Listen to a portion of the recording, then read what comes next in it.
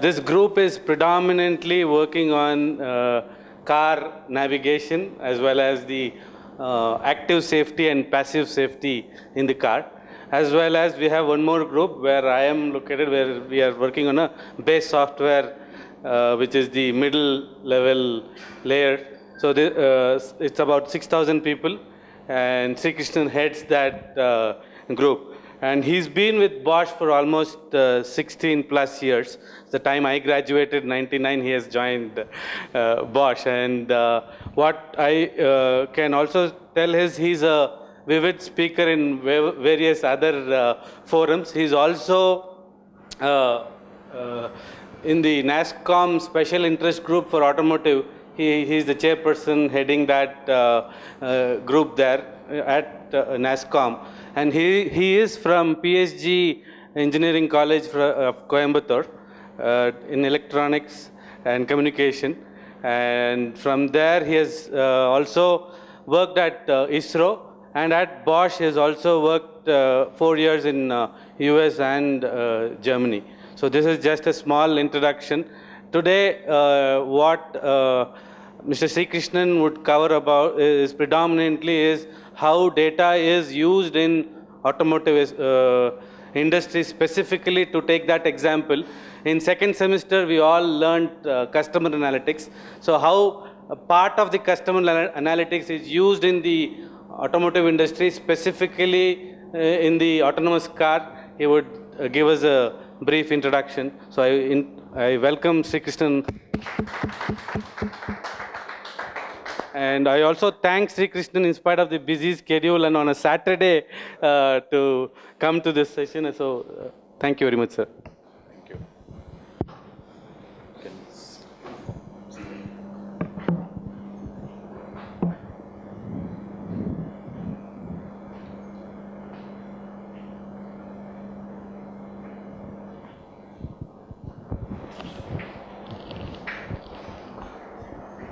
Can you switch on the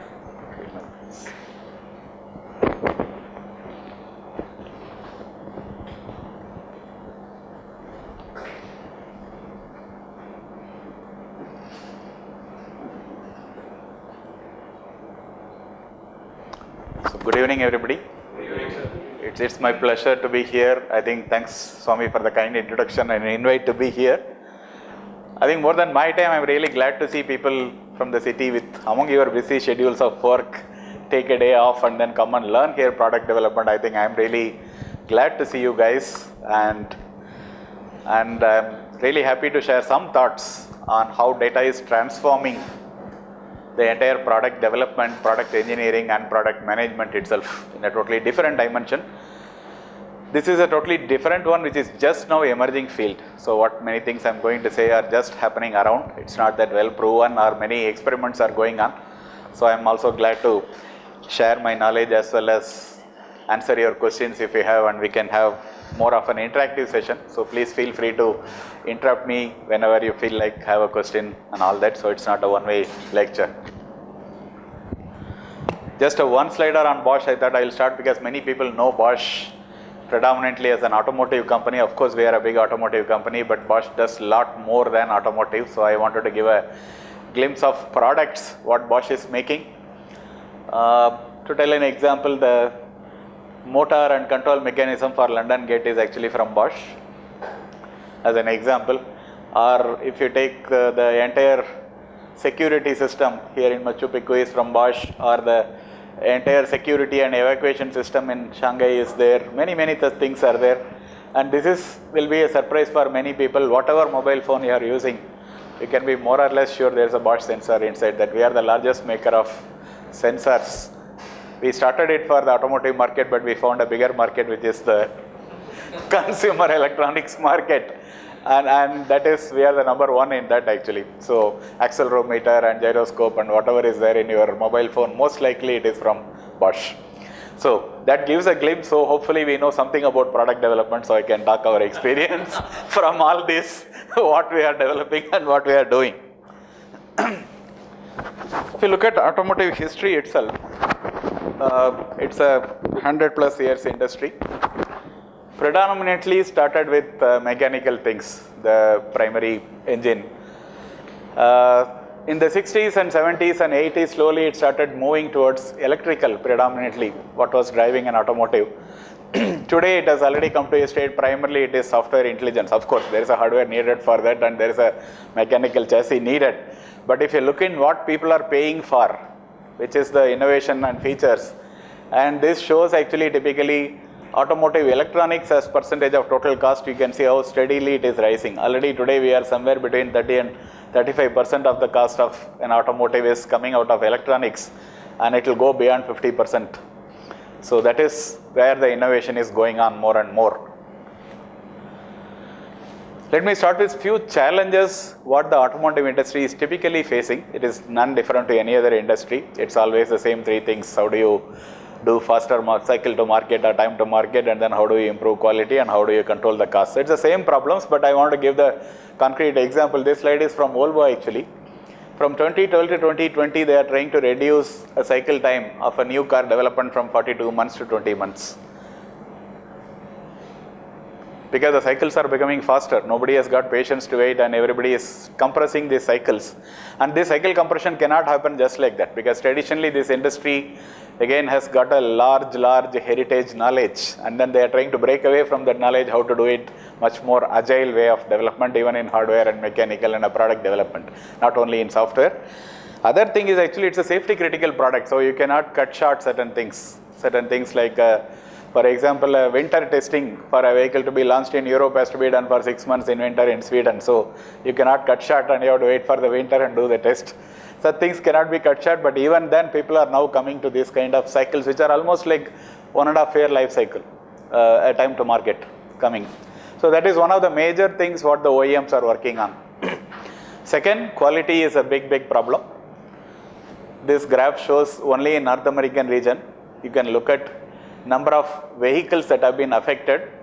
This is number of millions, you can straight away say 160 million vehicles, and total number of recalls is kind of different incidents, thousands of incidents are happening, and this graph is only going up. Primary reason is, one is because of this kind of compressing the time to market, as well as the complexity is going up. If you look into the complexity of an automotive today, there could be easily about 100 microcontrollers inside a car today, and that much software is going in. And with all that complexity at system level, many things are complex enough that it leads to this kind of problem. So this is another bigger challenge. You will see even bigger names like Toyota, which was known for quality, getting into many quality problems of late. So that is becoming. Yes, please. So it means that adopting agile, somewhere we may compromise on the quality. We are not yet mastered the art of doing both. Let me put it that way. Complexity, it's not only because of agile, the complexity is going exponentially up. If you compare a car which was even 5 years back to a car today, what it is 5 years later now, or even from now to 5 years later, the complexity, the code size, I don't have the slide here, the size of code and number of, what is the processing power inside the car is not linear, it is going up exponentially up. And once that happens, actually to validate the whole thing, at the same time compressing the cycle time is always a challenge. So what has happened this decade to realize that the cycle time has to be compressed? What is unique in this decade?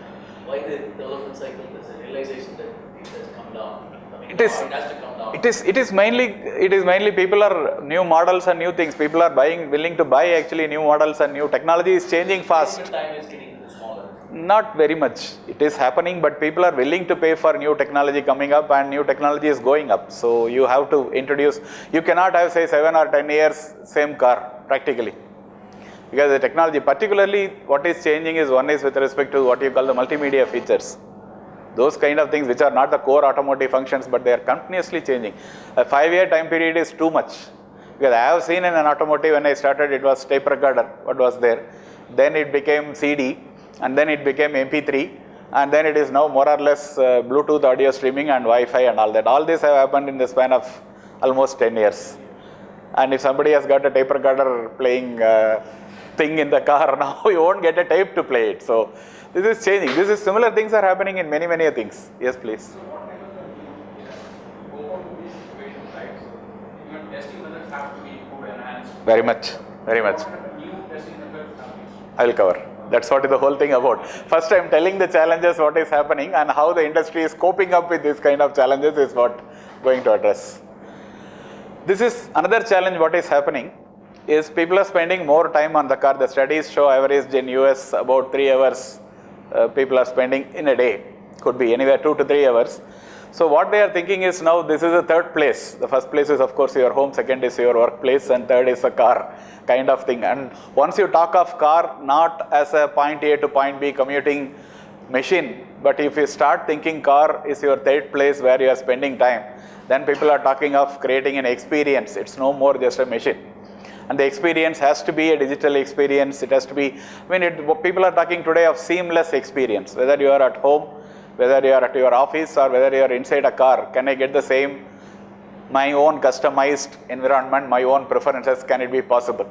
So that drives another totally different dimension, what we call the user experience, is another big topic in automotive. So these are some of the major challenges what is driving the auto industry today to completely change the current method of how the development is happening.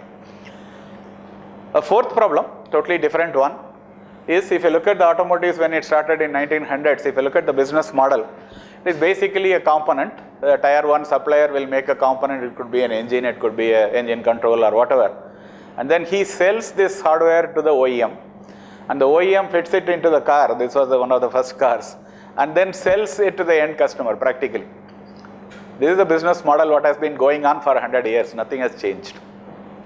And whether is this a sustainable model that one is selling a box, it was mechanical, now it is containing software and electronics and all that. But basically somebody is selling a box and somebody is putting that box in another bigger box and selling it to the end customer. Only this is a surviving model today, more or less. But if you look at even a totally different, how it has transformed, if you take a aircraft engine as a contrast, GE or Rolls-Royce doesn't sell the engine anymore.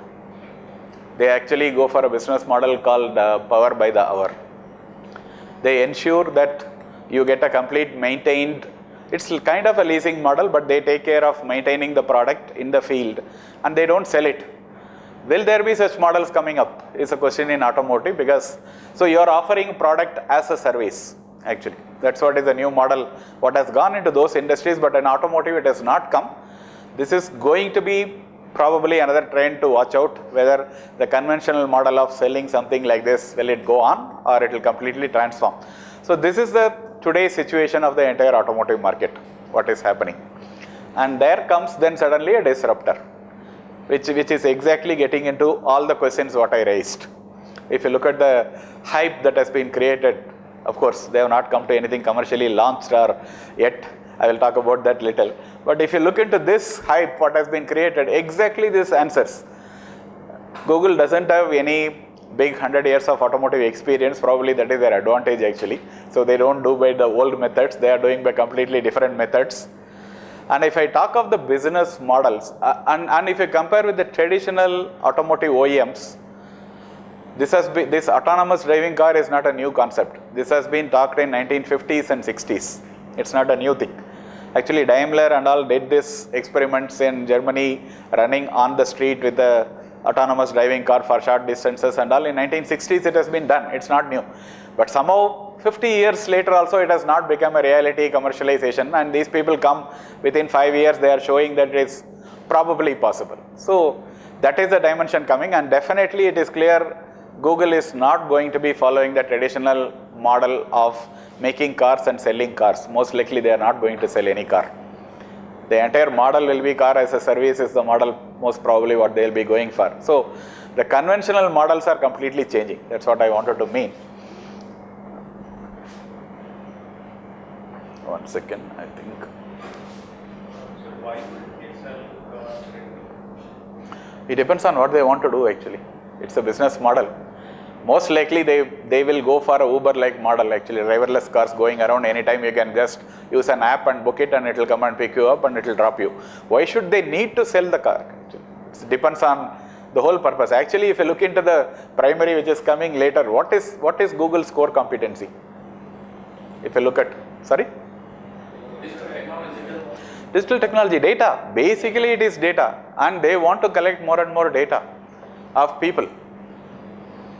If you are using a Google car other than using a Google browser, then a lot more data will be collected about you, and that is their entire business model. And there is no need for them to sell a car to anybody actually. They are not even interested in that model. So if you get into this kind of innovation which is happening around, what is the speciality? I will just play a video here about the Google car.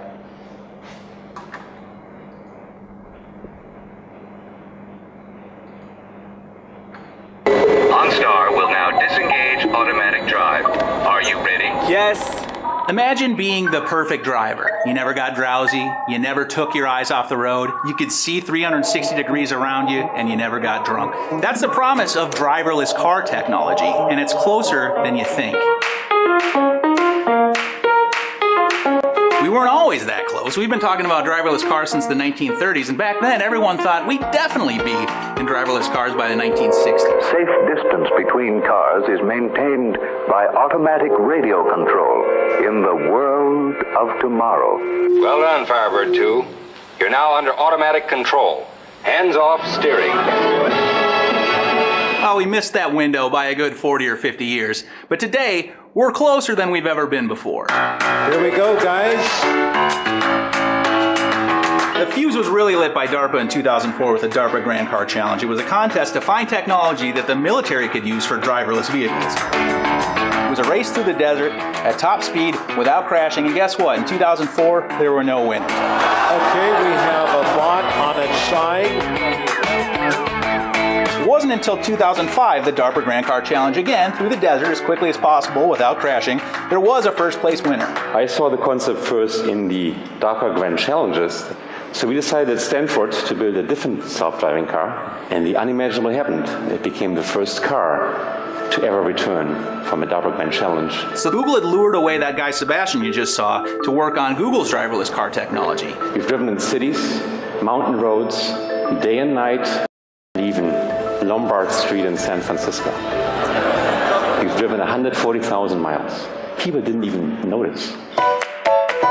As for how Google's driverless car works, it's a mixture of laser sensors, radar, cameras, and GPS. The real secret sauce, though, is the laser sensor on top of the car, which captures a 360-degree image and millions of data points every second. The reason the laser is so important is that GPS isn't quite reliable enough. GPS can't detect objects in front of you. It can't draw a map around you as you drive like the laser can. You think Google Maps is impressive? Wait till you see the maps that are produced by a bunch of Google driverless cars going around the city. There's also a camera mounted underneath the rearview mirror that leverages image recognition programs to help the car read signs, traffic lights, and other elements in the driving environment. Also to help detect objects are 4 radars, 3 mounted on the front of the car, 1 on the back. Our sensors spot the orange signs and cones early to alert the car of the lane blockage ahead, and we can change lanes safely. There's also an ultrasonic sensor called a position estimator that works along with the GPS to help the car's mapping position. So all this imagery is being captured, all this data is being collected, and that's great, but it means nothing without sophisticated software to make sense of it all. That's where you're going to start to see differentiation amongst people like Google and Ford and Audi and all the different car companies. All the hardware is relatively similar for each of these solutions. The software is what's going to make the difference.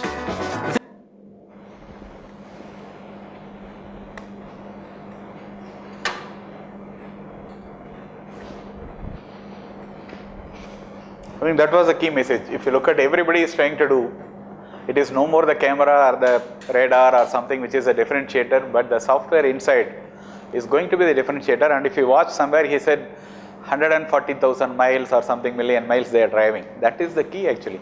Why it has not come to market is still they are collecting data and trying to validate the product. It is not yet ready. The traditional models of validation are completely changing. If you look at the complexity, some of the pictures their laser is generating or radar is generating, the car needs to know the complete environment. It has to sense the environment and understand and take certain cognitive steps. That is where the biggest difference comes. It's not just a camera which is taking a surrounding picture, but when there is something else coming nearby or a person coming, that's what I will be talking. They generate almost 1 GB of data every second, every car. You can imagine what will happen with this kind of data. And you imagine if cars are going on the roads going to be like this, then you can imagine what kind of data is going to 1 second, 1 second, 1 GB of data is generated by a Google car. Then it will be exponential.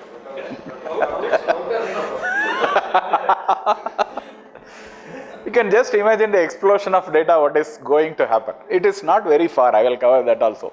It looks like science fiction the way they are talking about. It's all the surrounding, not only surrounding, how it is actually like a human being learning to drive, but we are trying to do it with a computer.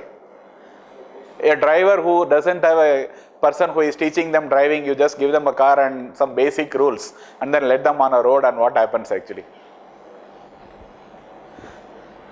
So the real world is actually a big data, sorry?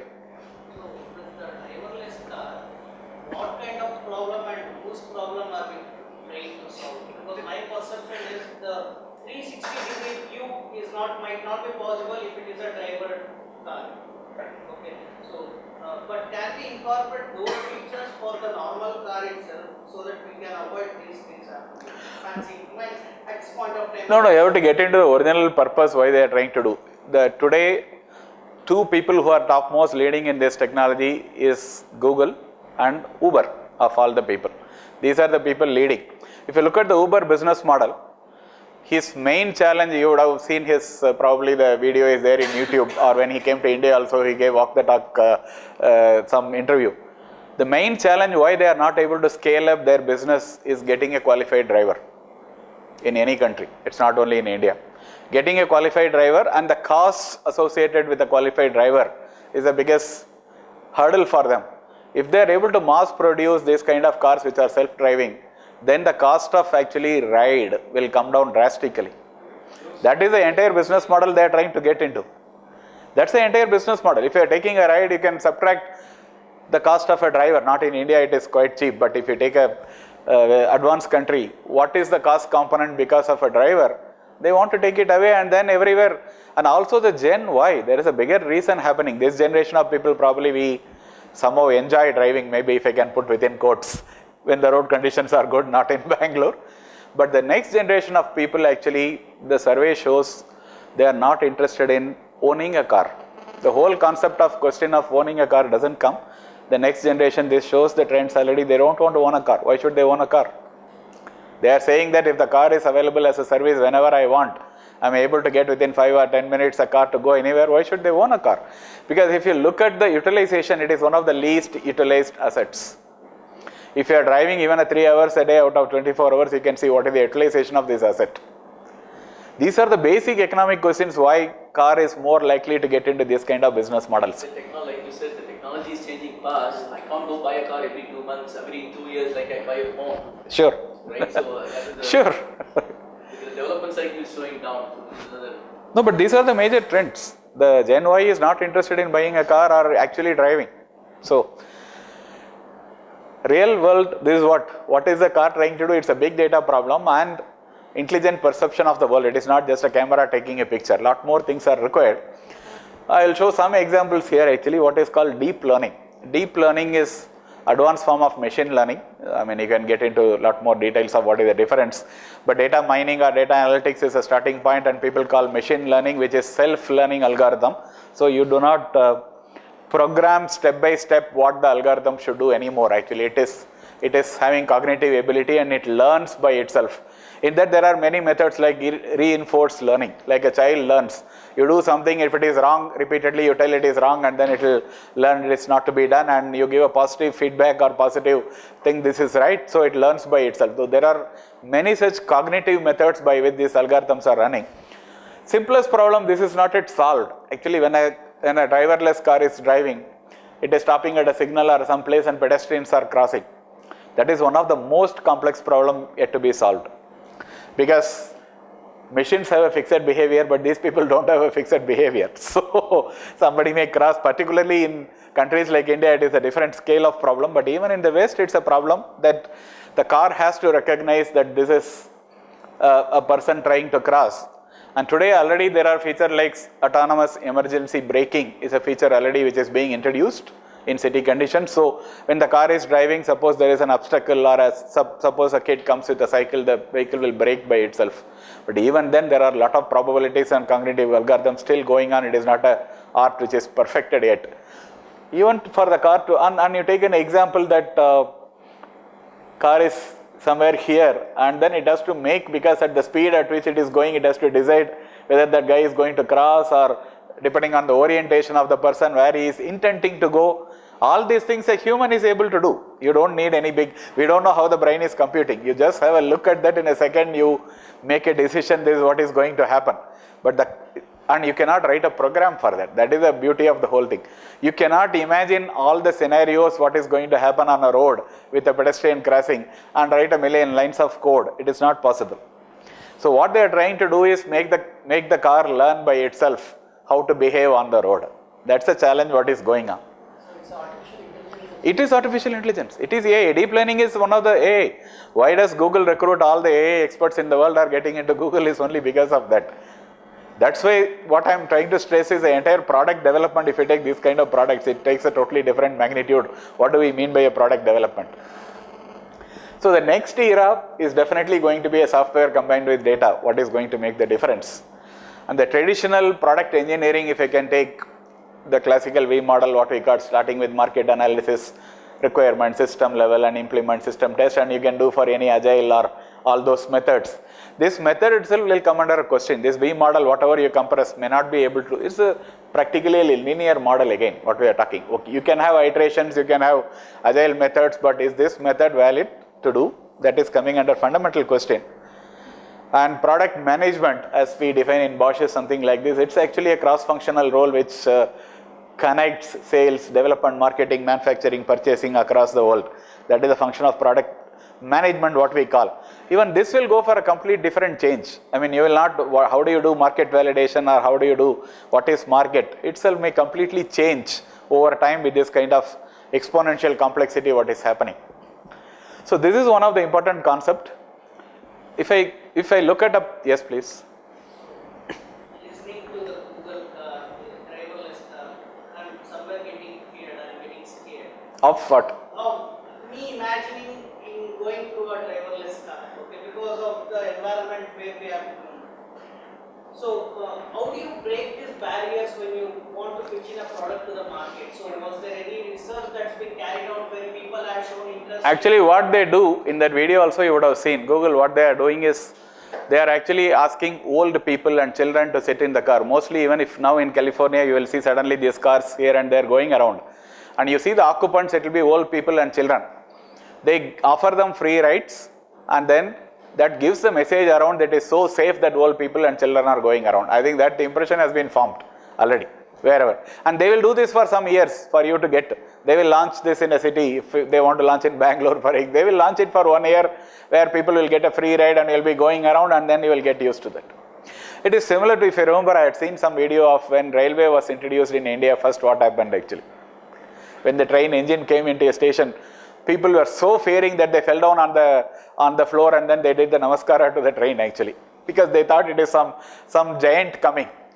Any new technology always, we are not in that age anymore, but it is something like that actually. So your fear is valid because we are not used to it. I was sitting in a car 2 years back in Detroit, one of the test tracks drives. Car is going at 60 miles per hour speed towards a wall. And then when it nears the wall, just 50 meters before, it detects the wall and starts braking, and just 1 meter before the wall, it is completely stopped. But sitting inside the car, I wanted to measure my heart rate actually. No, I was not blindfolded. I was sitting. They said this has been tested enough number of times, you can do safely. Alternate, did you have the other control where we go for No control. No control. There's no passenger brake, right? No brake. Because in product labs we keep hearing that when we think of any idea, think of the barriers. What makes Sure, you need to think. You cannot launch, the human lives are in danger. That's why I will come to how are people doing, I will cover a little more. So you get into, if you look at any product architecture, I will get into a little more engineering product architecture. We can look at the architecture in different ways. This is one way of looking into 3-layered architecture. What we call is the commodity function layer. That means it is offered by everybody. It is more or less a standard feature function. There is no differentiation. And here the focus of the organization is simply to optimize cost. How can I get this at the cheapest? Because there is no differentiation. It is one of the standard function, standard feature. Then comes a differentiation function, which is optimizing the value to customer. This is my differentiator. Why would somebody pay for my product and buy it from me rather than somebody else? And most of the organizations spend all their effort on finding more and more IP, uniqueness, innovation and all that. What is practically missing today is this layer called innovation and experimentation layer. This is done in the pre-stages of the product, in the sense when you are developing the product and when you are doing a pilot or when you are trying out in the field with some pre-production things. But once the product goes to, mostly it is missing. It is there in consumer products but not in the many of the traditional products. This layer is completely missing. I will explain this layer. This becomes the most important layer because you cannot have everything well known in advance and then you create your commodity and differentiation and launch a product. Actually, the product gets developed along with the customer in the field. That is the change what we are going to see, mostly. It is not that a finished product is 100% finished and launched into market. It is no more possible with this kind of compressions of cycle time, as well as the exponential complexity and the cognitive problems what I was telling. The Google car has not yet learned like human brain what to do. Actually, in another video I was watching the Google CTO talks. Suppose a car is going and it finds a cyclist coming just in the opposite, exactly in the middle of the lane. The car now has to make a decision what to do. If it is a human, you are very clear, I am going in the right lane and right direction and probably the cyclist is coming in the opposite direction. There are 3-4 different actions possible. I may brake simply and assuming that he also brakes, or I may try to evade, go right or left, but then I have to know what is coming behind, whether I can do that maneuver safely, or I go and crash on the other side, but to save. There are many actions possible and these actions happen in a split second. There is no big, we don't know what algorithm is running, and also it is error prone. It is not that it is 100% sure. That's why sometimes accidents happen. But these kind of cognitive algorithms, what to do in such a situation, you cannot program to a computer. Those kind of problems are, that's why it becomes, you cannot write a program and launch a product. The product will learn in the field how to behave, actually. And to do that, you need this innovation and experimentation layer, which is completely missing today in most of the products. What happens with that actually? We will have an iterative cycle of R&D integrations of 2 to 4 weeks. Products at customer, this is the difference. This is being done today in agile methods, 2 to 4 weeks, sprints or cycles and all those things are done. But this is done during the development. What I am talking, the major difference is this with the products with customers. There will be 2 to 4 weeks of iterations which will be happening. A new hypothesis will be tested and finally the decisions will be made on the actual data, not on an opinion. So that is a major difference what is emerging for complex products, how it is coming up. And also if you look at the data collection cycles in an automotive kind of a thing, component level we know immediately, but if you go to a customer level, whenever he comes to a service station X times a year is where you collect the data. But this whole model will not work if you want to have agile really product which is also getting matured along the field. So this method will not be possible of collecting the data X times a year. So this is what we are talking of completely differently, we have to change it. And this is not a new concept. That is what is interesting. If you look at the e-commerce business or e-commerce products, the classical example quoted by Amazon, for example, they do hundreds of experiments every day. For example, they put a green button, a red button, and there is a lot of psychology behind that, what makes you to click the button actually, or how you feel attracted to finally go and click the button and pay to them. There is so much analytics behind that. And they will do, this was a classic example. They found that with 600 people with other variables limit, there are so many variables, but eliminating other variables, using a red button increased 34% of your clickability, if I can call that you will be attracted towards that to click. These kind of experiments they will do, they will launch to 1,000 people, you will not know. 1,000 people will get green button, another 1,000 will get a red button, and end of the day, they have got a result, which button is better actually to get it converted. And this is how they collect the data, and next day, that particular web launched with the red button to all over the world. And this is well known, it has been going on for 20 years, it's not a new thing. It's not a new thing we started now. So question is now, is this only for e-commerce? Because there is no life involved in that. They put a red button or green button, nobody is going to die in the field actually. So they can always put it and remove it. Nothing is, and if lesser number of people are conversion for a day, nothing there. Amazon is big enough. There is nothing going to happen. This was the biggest question which was always being debated. Will it ever come into safety critical products kind of a things, or it is a fancy stuff of only e-commerce and your web-based businesses? That's where the world is changing. I'm sure you all heard about Tesla. This is from Tesla Model S. It is more or less, this was last week, some software update what they have given. More or less, it is 24 hours connected actually to the web, their server, their cloud. And like your PC now, you don't count now how many times your Microsoft or Windows 10 gets an update, right? It keeps coming, quick fix, hot fix, whatever you call it, keeps coming every day. Similar thing is happening in an automotive. And these are not some features which are fancy. It is not that just like changing the color of a button. What, if you can read this, what they are talking is autopilot improvement. In a restricted residential road without a center divider, you can go for auto steer, and the speed will be limited to the automatically based on the road, whatever is the speed allowed, and the vehicle can drive by itself. And this kind of feature they have given as a software update. You can imagine what happens with this kind of features. That's what is the world in automotive, it is changing. If Tesla waits for all these features to be developed, they will never be able to launch for next 3 years this particular model. What they are doing is launch with the basic features, safety critical, it is all that is qualified, launched into field, but you keep giving updates. All the updates are also validated. It is not that you do experiment whether it can drive by itself on the road. You would have done that experiment, but you will collect a lot more data from the field. So this is what is the change, what is happening, which is... Is that the example of feature used in the night drive?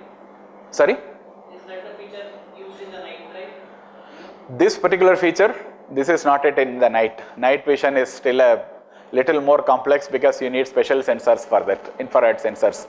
Mostly these are done, but infrared sensors are available actually. So looking on the background it was black and... No, this is particularly actually, the screen is like this, the particular format otherwise. So if you get into again, where is this coming from? Many of these concepts of lean startup, I hope you are familiar with Eric Rice, what he talked about. They are talking of actually you have a hypothesis, do safe fail experiments, validate the learning and go back. This is exactly what is happening. Only difference is it is happening live on the field with your product. You make a hypothesis, do, this is important, safe fail experiments, and then do validate a running tweak, and as a software update this keeps going up. We have tried out in certain automotive products and we find this method is working actually. We are able to do that even for safety critical products in automotive using this method. So your cycle time you are able to compress. We could develop a particular two-wheeler product for automotive within 6 months using this methodology. Instead of waiting for complete validation, you just put it with the customers and let them use it, and then you collect the data and keep validating one by one. So that is the change, major change what is happening. And I will go through some examples of where and all it could be useful, which is also just emerging. Variants is another major topic now. Many customizations because people want totally, particularly customized to their use. What I told, it's a third place beyond your home and office, and the third place is car. So people want customization. That it should be according to, it's not customization, is not just the leather seat cover color or something, or the vehicle color. Those are the customization, even today you get it. But lot more customizations which people want the pedal feel. That when I press the pedal for acceleration or for braking, they want a particular feel. Those kind of things people are asking for. Actually how it should feel, sporty feel or whatever, hard feel, hard press, all such things people are asking. If you get into all such variables, which are beyond the simple things like interior, exterior options are known, but actually transmission options, powertrain options, visual options are there. So how do you make such a product and validate? Because validation is another nightmare. If you start customizing for everyone, then you will be validating everyone for years together. How do you do that? Again, it is a big data problem. We make a model and then see what kind of minimum validation will ensure all these variants are managed. And variant management is a big topic in automotive with this kind of customizations what is going on. Real-time data getting. This is an example from brake systems. Every time you press a brake, wherever there is an ABS unit, you get lot of data about the wheel speed, wheel slip, pressure, mu is, and this is about the road condition and what you are seeing there. All this data is coming. Lot of analytics goes on. We can derive even knowing what is the remaining lifetime of a product actually, based on that, how it is degrading in the field. Today, unless you go to a service station, you do not know how much is the degradation, and they have to open it and see. Live, you can get the data, how it is done. Another bigger advantage in product management, we make lot of assumptions. You take a simple wiper in a car, which doesn't have a microcontroller, no big software there. It is developed with certain assumption, like say that it is going to be used in the lifetime for say 100,000 cycles, 1 lakh cycles. This is an assumption. Nobody has validated that in the field. It may be 200,000 cycles in maybe in some states where it is raining heavily, or in another place it may be 20,000 cycles. But nobody knows precisely. That is why you will have a different problem of either the product goes bad and comes back to you to the service station much faster, or it never comes back in the lifetime. Both are bad actually. It has to be optimized that for the design lifetime that the product is exactly designed. Today, many of the components in an automotive probably are over designed. It is not optimally designed. So this kind of field data collection will help you to know what is the actual usage in the field. It is not only on the test vehicle, but as the actual users are driving it, you will get the data, what is the usage pattern, and you can do a lot more optimizations based on that. Yes. Yep. Actually, I think you have this ABS and DVD, which is provided by Bosch. I think version 9 or something. So this will have this mechanism to capture all the details. It is not only this, you need a lot more to store the data, and you need connectivity. In the Indian market, it is not yet launched. But in some other Western countries, it is a standard feature. You need a separate telematics unit to capture the data. You need a transmission system to collect the data and transmit it, which is not there in India yet. Somebody had another question? I think, your next slide will answer that. As many as, there are components which are like the wipers, have a certain MTBI, MTBF and all those, but reliability design should actually design for far more safety prone devices. Sure. Like the airbags and all that. So I think not just the measurements and heuristics will but it is always combined with the traditional methods. The difference is, today we make certain assumptions in the beginning, design assumptions. How many times it will be used, what is the condition. Are we ever validating beyond the development period? During development, test vehicles are subjected to all these and we do measurements. But in the field, do we know how it is getting used? That is a major difference. Yeah. So we over design and oversell and all Yes, that. For example, yes. we say that 30,000 kilometers Yeah. for the tire, which might go bust in 20,000, but it Yeah. keeps on going after 50,000 also. So there's no real merit for how much is Many sold of these and are how much getting is measured made. now. And if you look into other industries, because always I see that leading industries are, for this kind of topics, consumer electronics knows all this very well. If you take a smartphone, it is exactly designed to work for 2 years typically nowadays. They design it for 2. They don't design for 1 year working, they don't design for 5 year working. They design it for 2 years working. You take a battery in a laptop, it is designed typically for 3 years lifetime. Exactly on 3rd year ending, it will go bad when the warranty ends, whatever, 2 years. They are able to control that. You can call it more of commercialization, but you can call it also optimum design. What he is guaranteeing is... Even in laptop also. It's a thin line between optimal design and the ethical. Yeah, but they are making the ethical point very clear that it is given warranty only for 2 years or 3 years. And you are paying for that. Exactly. Now, it's a question of whether we know assumptions or we are validating the assumptions by actual usage. That's a basic difference. How do you get the customers during your beta testing? When you want to validate the assumptions or when you want to validate the features and all, there has to be a certain set of customers. So do you run any programs or do you identify No. based on the points? Typically, as a supplier, as Bosch and all, we have enough test cars and enough employees. Our own employees will drive it and collect the data. That is one method. Same things the OEMs do. They do it with actually the leased cars actually. They do some of the features when they are, if you take a Ford or a Volkswagen, they have their own leasing companies who are giving, they will do also things, safe experiments with those kind of fleets before launching into mass. Mule cars, but those are limited in number. If you want the actual usage with the actual user, better to give it to them and see what happens. This is another example of, again, data-based. ECU is an electronic control unit. Many of the things which are being manually done today of tuning the engine or tuning the brake, many things are based on completely data now, and also it will be automatically getting into the data and trying to see the correlations between the signals, which was considered once upon a time as like a doctor, some specialist who has to diagnose things. This is again AI coming into that. They are able to compress a 6 months tuning cycle into less than 2 months now. Actually, you run it and then it collects all the data and tells this signal is correlated with this, you set it here. They are able to do much faster than what it was being done. This is what I was telling about the field usage. We talked about this few minutes back. So actual field data collection is a major program in the West. They are collecting it, by which they are able to classify and understand the usage of a component or a product over the lifetime.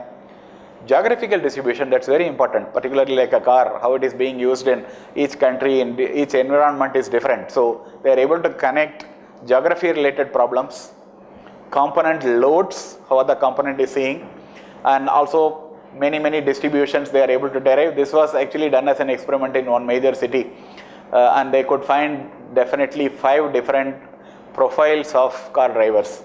One is called actually just the new car carefully being driven, city usage, commuter, and intercity usage, and speeders. And the entire pattern, how the components are getting stressed with these kind of people is totally different.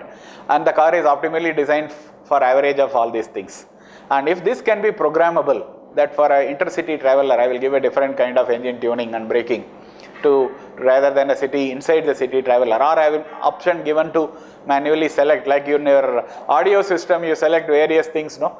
You can set the equalizer like that. Yes, actually. On demand, exactly.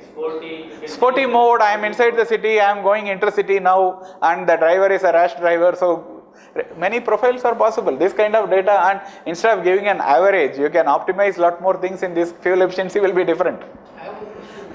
When you are collecting this field data, because earlier I had been to Stuttgart, and they have a really good, at the time I'm talking about 96, 97, they had a very good lab there where they are testing with extreme conditions, simulating some 45 degrees and spikes of temperatures and things like that. Are you taking this data back to those labs so that you can simulate it more realistic? Very much. This all gets into simulation as well as, but what I'm saying is this simulation based things are slowly getting outdated, and actually it is getting into the field. No more simulations will be done to ensure a product can be launched into the market so that you don't get a sudden nasty surprise, but it is more getting into actual data collection and tuning it back. Fail-safe experiments. It is a big topic. Car-to-car communication is a big topic actually. There are standards emerging. Suppose simple things like in some of the smart cities they have tried at a signal, for example, when a car is taking a turn, it will communicate to all the people the intention, I am going to turn right, so that the other car knows and then there is no accident. Also things are being tried out. But the challenge with these kind of things, what happens is unless all the cars are equipped with that, this system doesn't work. Even if half the cars are having this feature and half are manually driven, it will not work. That's the whole challenge. So you need interoperable standards. Even with autonomous driving, that's the biggest challenge. If all the cars, suppose by a magic wand you change them to autonomously driving, many of the problems what we are talking can be solved because everything is programmed in a similar way. But even if half the cars are driven by humans and half the cars are autonomous, then it's a chaos. That is what we are not able to solve. How to manage this transition? It may take 20 years to reach that point when all cars are automatically driving. Till then, how do we manage the transition is the biggest challenge of the industry. So if we talk of the Jeffrey Moore's good old technology adoption cycle, I'm sure you are familiar. What he was talking is crossing the chasm is this point between early adopters and this one. And he says now, this is interesting, this is a recent statement by him that without big data you are blind and deaf in the middle of a freeway. So that's what is happening now. Without a big data, no product or nothing can be developed. And all this earlier what I showed, still many questions because you might know what is the state of the art, what is coming. This is actually the Bosch official video. Of course, it is there in YouTube. I will play it to say this is coming into market next year, probably. Validations are going on. So we can look at what is the state of the art as such now.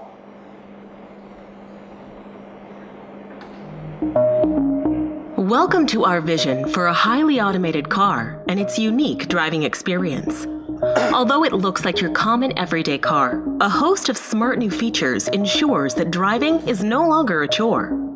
It helps to reduce the load on the driver by taking care of highway driving. Philip, a young professional, has been using his new car for a few weeks now. The car has been learning from his routines and can predict destinations. On selecting the destination, the car allows Philip to optimize his time by balancing the share between manual and automated driving.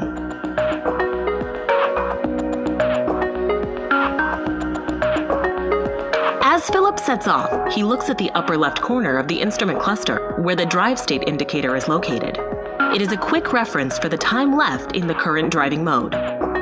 Apart from the regular navigation view, the split display provides Philip with an overview of his route. With this, Philip has a clear picture of where automation is available. He can access additional features with aid of the menu on the left. As he approaches the ramp to the highway, one of the maps switches to the top view so that he has a better view of his surroundings.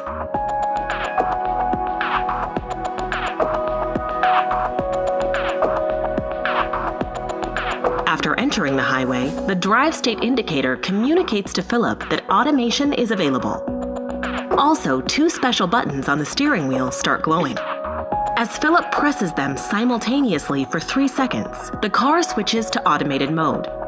Philip can now confidently take his hands off the wheel as he knows that the car is in full control. With the free time in hand, Philip decides to get some work done and opens his office inbox via apps. For a better view, he moves the inbox to the top panel through his unread messages. Philip can perform common actions by interacting with the on-screen buttons or with voice commands. He starts to dictate his reply to an email. It's not the same as working at his desk, but with the new car, Philip can be productive even while on the road. While on the highway, the car encounters a slower-moving vehicle in front and sees an opportunity to change lanes. It communicates its intention by displaying a visual on the instrument cluster and a notification on the central display. If Philip wishes, he can select this notification to access the top view and monitor the maneuver. Once the car has completed the maneuver, Philip can rate it based on common driving parameters. This helps the car to learn his preferences and to improve its motion behavior for better comfort.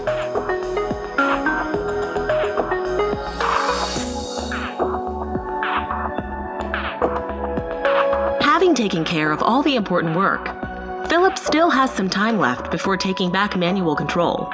He decides to relax and watch a few online videos.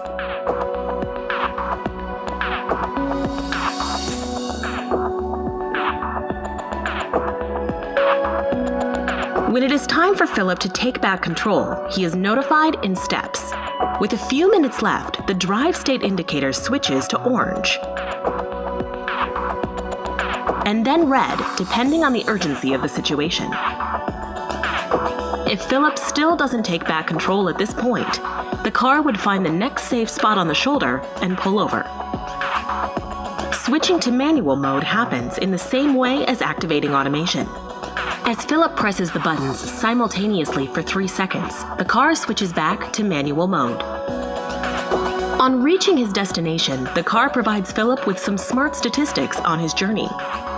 At a glance, Philip can compare the efficiency of the car in manual and automated modes, and also his savings. From being a mere mode of transport, the car has evolved to become a part of Philip's digital lifestyle. It allows him to be productive when he is on the move and can be relied upon for needs far beyond mobility.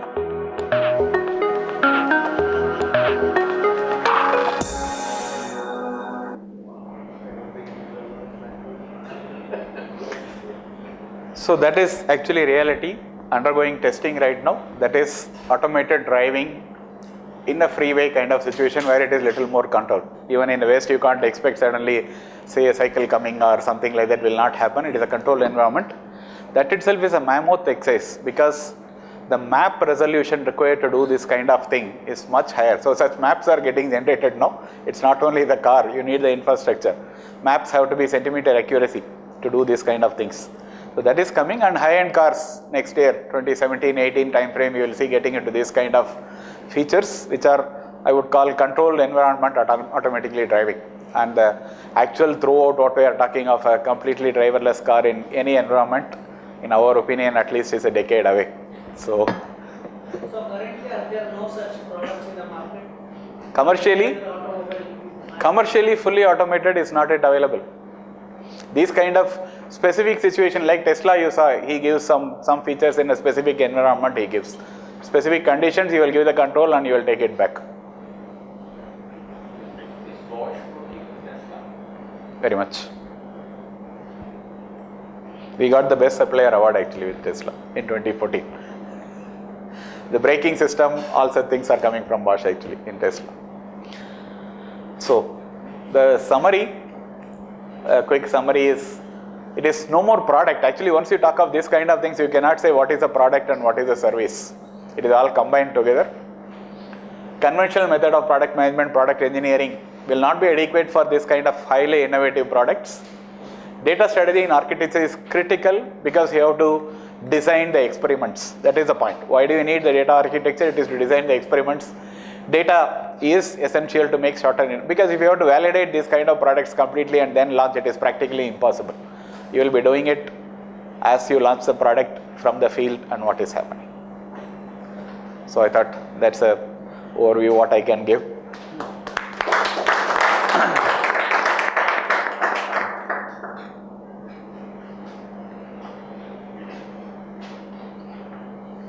We had a lot of questions, but I'm open still. If you have anything specific, I can always answer it. Any questions?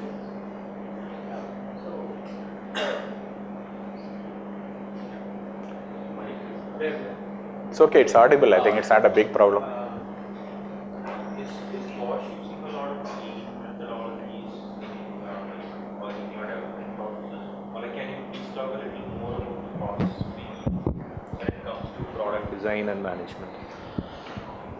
Product design in what sense? You're like, what are you looking for? Like if Bosch wants to introduce a new product into the market, that is one case. Or if you're doing some work for a particular client, they requested. How will you In automotive, we are a tier 1 supplier. Finally, it is the OEM who is launching the product always. So we work with an OEM together. If it is Tesla, this is done together with Tesla always. Okay. That's how it is done. Okay. So in that case, how do you how is the lean methodology or like the lean startup thing? This kind of experiments are being done together with the OEM actually. It's a standard method. All the OEMs are using.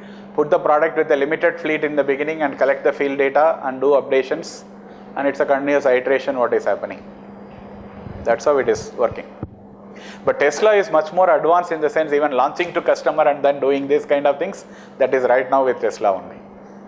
Others are doing it in pre-launch phase. During the development this is done, but Tesla has gone to launching and then giving software updates. Thanks for the wonderful insight what you gave for the advanced technology. I'm more interested coming back to the architecture side. I think earlier when I was with automotives with Bosch, AutoZor was something that was going on to standardize. Now with this kind of latest technology, I think there has to be a much advanced architecture. It's called adaptive AutoZor which is coming. So where exactly are we with respect to that? It is coming. It is a standard under development. He can tell you more than me. He is working on that. We are actually, my team is actually working on the adaptive AutoZor, where currently you have fixed software, but that is not what you call with the downloader is possible fixed software, and then even the cloud-based you have to do, you need to have like a Linux kind of a thing. So adaptive AutoZor is implementing the Linux shared principles, and that is how it is being worked upon. Still, we are in the phase of what you call requirements for the adaptive AutoZor and then implementation of But it is the entire architecture of the car will completely change. The E&E architecture we got, electrical architecture is completely will be transformed with these kind of things. The current ones are not adequate. And we see this coming within next 2-3 years, the transformation. It will be plug and play architecture like your PC. Software and hardware all will become plug and play over time. Today it is all uniquely made and put. So now standardization is much happening. Very much. Because earlier it was highly proprietary. Like Benz had something and Huawei had Today something. even software alone the OEMs are buying from somebody and putting in a different hardware. All that has become standard. It is no more proprietary hardware software bundle. You supply a product. Hardware comes from somebody, software comes from somebody, somebody else does the validation and launches it. Total cost of ownership. Yes, yes. Do you see an automobile operating system evolving? Very much. Already Google has got something for this actually. Otherwise you cannot do these kind of things. Standardized So, thing is, yes, everything is becoming, physically digital and the transformation is slowly happening. But in future, there is a possibility that you could have some kind of natural disasters or natural this thing which can actually influence or impact these electronic devices or these chips which are being used in this within these cars, right? So I mean, is this also being thought through before in future such things are, because everything is now through chips and all, and something happens. And let us say because of some solar flare, anything, I mean, I'm just trying to stretch the imagination. So in such a scenario, if something of that sort happens, so is the industry thinking of, what to do? Not exactly. I think it is unavoidable that this can be, there is no alternate. There are materials, new materials and things are being found for special applications, but as such, this applies to anything. It is not only for chips. Many other technologies, what we have done, we are going in one direction, assuming there is eternal supply and there is no disruption. But whenever such things have happened in the past also, we have always found ways of overcoming that, of course. Thank you. I have two questions. One is, Bosch is across verticals. You guys are in automobile, you guys are in hardware, you guys are in healthcare. So how do you cope up with your learning activity? Like we keep learning on the lateral benchmark. Learn from some other industry who are trying to solve similar kind of problem, incorporate into our industry. So since you guys are having that flexibility, is there a process in place that you guys keep upgrading? I can tell you, this is basically comes under the knowledge management topic in Bosch. We have something called BEO, Bosch Expert Organization, which is primary job is to do this cross-pollination. And also this is enabled with online systems actually. Like more than Wiki, we have Bosch Connect, which is an online platform where many of these topics are being there, and you can seek help from an expert anywhere in the Bosch world. We have 300,000 employees all over the world. So there is an online system. You can Google, like you search now whatever you want, like that within Bosch I can Google in a sense. Where is what expertise available, who is doing what, or there are public documents available, or our own research papers are available. Connection is possible always. But other than that, there are annual many things like annual conferences are there where all of us come together. For example, there is a Bosch conference on software engineering which happens every year. In that actually what is happening in software advanced development from all the fields, people come and present. So those kind of forums enable us to tell what is going on. Many such forums are there. Other than that, online system is the bigger thing which is enabling us to collaborate now. And on the second one, is there a set of key performance indicators that you keep validating within your lab? KPIs are there, but depends on what you are talking. It is a very generic question. There are enough KPIs any company measures on anything. So I just wanted to get one example of a KPI. Because on what actually? Because okay, I'll try to give that example. Yes. So in our industry, what we try to do is, if I work on healthcare IT industry, okay, if I try to open a patient chart, okay, and if the patient has 50 orders, we'll tell that it might take 2 seconds. And if the patient has 10 documents attached, few images attached, and 200 orders over past 5 years encounters, okay, so then we'll benchmark it as 5 seconds to launch the patient chart. So on those contexts, okay, what you are talking is operational efficiency or your line performance in certain things. So those kind of metrics, if it's a production line or if it is, there are metrics like this, very clear.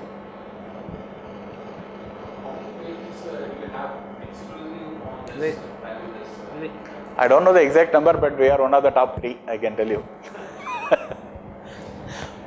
Bosch generates 18 patents every day, files worldwide. And from Bangalore center, we have filed about 600 patents. Overall, not on driverless cars, but overall, 600 patents.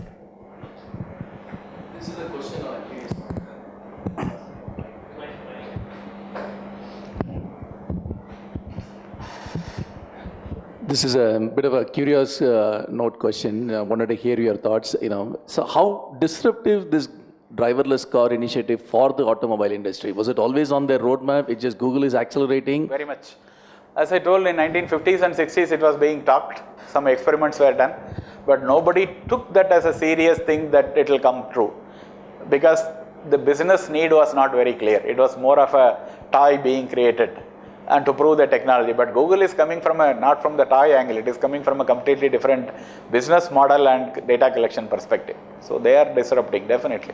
Okay. So it's more a thinking around service, Uber and all that. Very much, very much. The three big people to watch now in this autonomous car are Google, Uber, next. The third one, right now it is available in press. Apple has started a car program. So these are the three people right now into driverless car most advanced at this point in time. Tesla is still slightly behind. These three people are, Apple has just started. They are starting a facility, but Google is there. Uber is doing a lot more. So all these are the people who are never in the automotive industry. And because they are coming from a completely different business model perspective, they are not coming from technology perspective at all. The more I see new products coming in, while we keep hearing that domain is absolutely important, functional knowledge is critical, but I feel the other way around. I mean, if I look at the products which are getting generated in the last 2-3 years, I believe know-how of technology is becoming superior compared to the functional and the domain knowledge. It's a very good observation. So you need both. What Google or Apple does it, they take the people who have automotive knowledge finally. Right. But the new thing is like artificial intelligence. It is independent of automotive or healthcare or anywhere. Those kind of technologies is where we call it horizontal technologies. And they are investing heavily on these kind of horizontal technologies, which make a big difference. Especially for some of us who want to be product managers or product leaders, right? I think knowing functional knowledge or having domain is important. I don't think so we can afford to take off our eyes from the technology. No, you cannot. Because what artificial intelligence is going to disrupt every field in the next 5 years, it is unimaginable. So is that what you look in when you look for product leaders, product managers, the know-how of technology both or knowledge, both, but still it is predominantly the vertical knowledge functional which is knowledge. But these horizontal topics are becoming more and more disruptive. Because somebody who knows, yes, I need to collect this data is fine, but unless you go and articulate how can you enable that collection of data, it becomes a big hurdle.